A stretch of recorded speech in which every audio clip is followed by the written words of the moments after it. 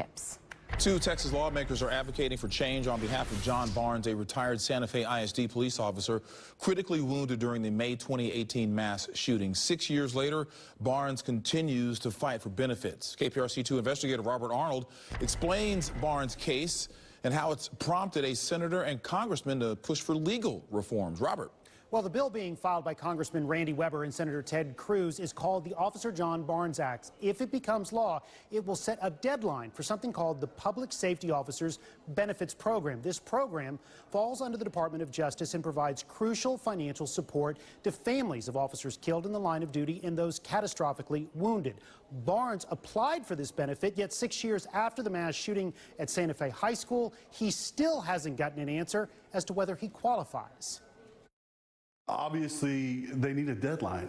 Everybody needs a deadline by which to get something done, or it just goes on forever. John Barnes was the first to confront the Santa Fe gunman, and it nearly cost him his life. A blast from a shotgun ripped through an artery in his arm. He nearly bled to death, and the permanent damage ended his law enforcement career. You're making financial decisions and putting things off because you're waiting for them to give you an answer on this benefit. The DOJ has been criticized in the past for taking excessive amounts of time to decide claims. Audit recommendations and even another law passed in 2017 worked to streamline the process, but problems persist and Barnes keeps waiting. He's been waiting a long time, and there's no reason that they should have to wait that long. The bills crafted by Congressman Randy Weber and Senator Ted Cruz would set a 270-day deadline for the Public Safety Officers Benefits Program to decide claims.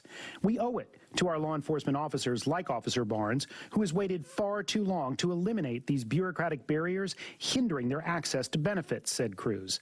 Based on the most recent federal data, PSOB has more than 1,400 pending death and disability claims, with more than half pending a year or longer. 2 years ago, they said, well, we think it's going to be fairly soon, within the next 6 months or a year or whatever, and it just keeps dragging out.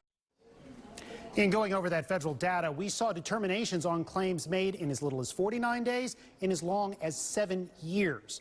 Barnes says he is grateful for Weber and Cruz's efforts, and we're going to keep you posted on whether this bill becomes law. If it does, it will not only impact Barnes, but the 1,200 claims filed by first responders and their families every year. Live in the newsroom, Robert Arnold, KPRC 2 News.